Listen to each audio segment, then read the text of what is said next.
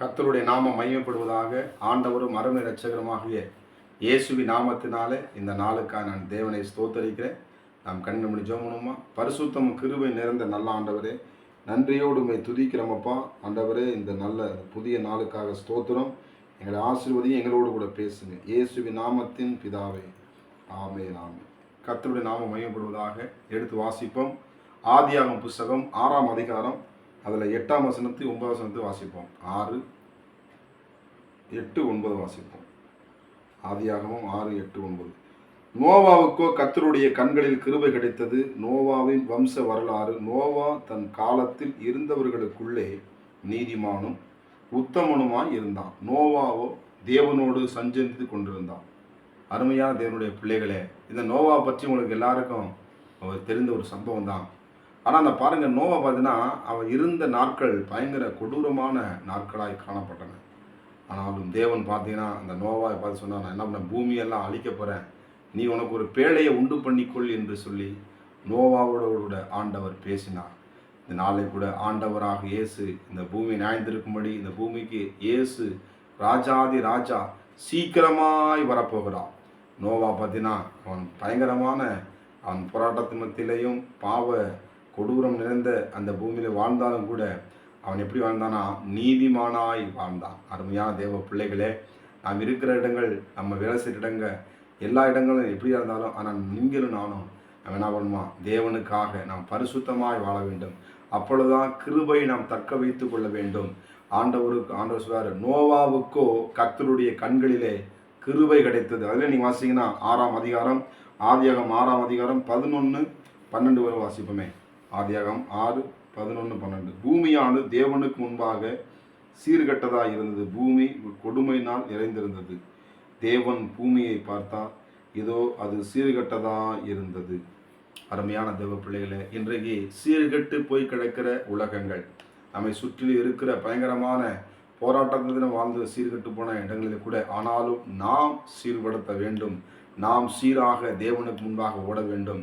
இந்த நோவா கிருபைக்கு முக்கியமான ஒன்று, நோவா அப்படிப்பட்ட காலத்தில் என்ன பண்ணான், தேவனோடு கூட சஞ்சரித்து கொண்டிருந்தான். நீங்களும் இந்த நாளில் கூட தேவனோடு கூட உறவாடுதல, அந்த ஐக்கியத்தில் நீங்கள் உறுதியாக இருக்கும்படி உங்களை அன்பாக கேட்டுக்கொள்கிறேன்.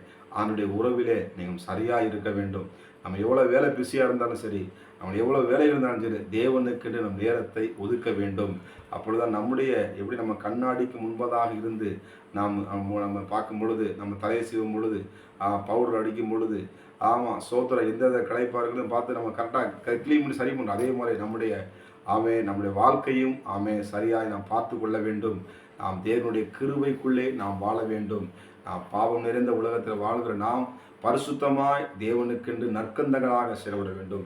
அதிலே எபிரேயர், அதில் பார்த்தீங்கன்னா எபிரேயர் 11ஆம் அதிகாரத்தில் நீங்கள் வாசிப்பீங்கன்னா எடுத்துக்கொள்வோம் எல்லாரும். எபிரேயர் 20, எபிரேயர் புஸ்தகம் 11:20 போட்டிருப்பாங்களே. விசுவாசத்தினால நோவா தற்காலத்திலே காணாதவை குறித்து தேவ எச்சரிப்பை பெற்று பயபக்தியுள்ளவனாகி தன் குடும்பத்தை ரட்சிப்பதற்கு பேழையை உண்டு பண்ணினான். அருமையான தேவ பிள்ளைகளே, அவன் பாருங்க, இந்த நோவா பார்த்தீங்கன்னா தன் பேழையை என்ன பண்ணுறான், உண்டு பண்ணுகிறான். ஜெபம் என்ற பேழையை நீர் உண்டு பண்ணி கொள்ளுங்க. பரிசுத்தம் என்ற பேழையை உண்டி பண்ணி கொள்ளுங்க. நீதி என்ற பேழையை உண்டு பண்ணி கொள்ளுங்க. இந்த குடும்பத்துக்குள்ள நோவா மற்றவங்களை விடுந்தாலும் உள்ள இந்த நோவா தேவனுக்கு முன்பாக நீதிமானாய் காணப்பட்டான். கிருபையை தக்க வைத்துக் கொள்வனாய் காணப்பட்டான். நம்ம என்ன பண்ணுவது, சவுல் அந்த கிருபையை இழந்து போனான். ஆனால் நீங்கள் நானும் அந்த தேவ கிருபையை நம்ம ஒரு நாளும் இலக்காதபடி நமக்குள்ளே இருக்கிற இயேசு கிறிஸ்து நமக்குள்ளே வாழ்கிறார். உலகத்தில் இருக்கிறவனை காட்டி நமக்குள் வாழ்கிற இயேசு பெரியவர். நோவாவுக்கு கர்த்தருடைய கண்ணில் கிருபை கிடைத்தது போல இன்றைக்கு உங்களுடைய கண்களிலே சோத்திரம், நீங்கள் பார்க்குற இடத்துல கர்த்தர் தயவை உண்டு பண்ணுவார்.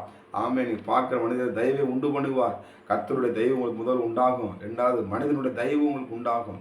ஆண்டவர் பாருங்க, நோவாவை பிரம்மாண்டமான ஒரு கப்பலை செய்து வைத்து தன் குடும்பத்தை அந்த ஆபத்துக்கு விலைக்கு பாதுகாத்து கொண்டது போல, நீங்கள் தேவனுடைய சஞ்சரிக்கும் பொழுது என்ன நடக்குதுன்னா, உங்கள் குடும்பத்துக்கு பாதுகாப்பு உண்டாகுது. வசனம் இப்படியாக சொல்லு, கர்த்தருக்கு பயப்படுவனுக்கு திட நம்பிக்கை உண்டு, அவன் பிள்ளைகளுக்கு அடைக்கலை கேட்கும். அருமையான பிள்ளைகளே, ஆமே, நீங்கள் அடைக்கலம் தேடி இருக்கிறீங்களா? ஆமே, சோதன கிருபையை தக்க வைத்துக் என்ன செய்யணும் திகழ்த்தி கொண்டிருக்கிறீங்களா?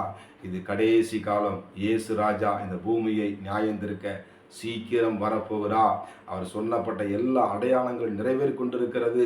அதனால் நம்ம பிசின்னு போகாமல் ஆண்டுடைய சமூகத்தில் நாம் நேரத்தை செலவிட்டு அவரோடு சஞ்சரிக்கவும், அவரோடு பேசவும், அவருடைய சத்தத்தை கேட்கவும், நம்முடைய குடும்பத்தை சரியான பதை நடத்தவும் தேவனுடைய ஆலோசனை கேட்டு நாம் வாழுவோம்.